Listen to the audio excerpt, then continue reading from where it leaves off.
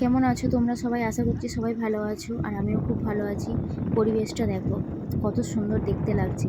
এটা হচ্ছে গ্রামের পরিবেশ। তো গ্রাম তোমরা কারা কারা ভালোবাসো অবশ্যই আমাকে কমেন্ট করে জানিও।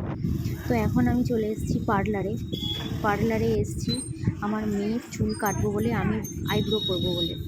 তো আমার মেয়ের চুলটা অনেকটা রাফ হয়ে গেছে। রাফ হয়ে যাওয়ার কারণে আমি এসেছি দিদির কাছে।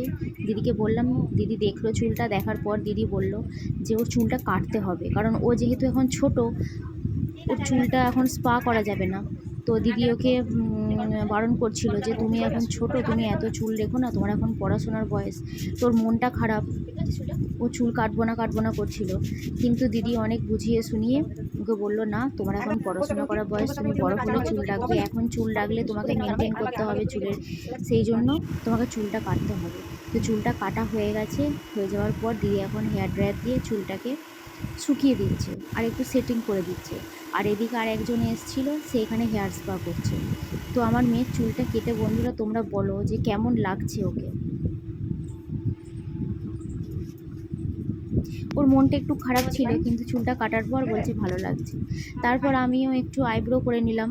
অনেক দিন হয়ে গেল আইব্রো করা হয়নি, তো আমি একটু আইব্রো করে নিলাম। আবার কবে আসবো না আসবো সেই জন্য। তো বন্ধুরা, ভিডিওটা কেমন লাগলো? যদি ভালো লাগে অবশ্যই একটা লাইক কমেন্ট করে দিও, আর আমার পাশে থেকো, আর অনেক ভালোবাসা দিও। আজকের মতন টাটা।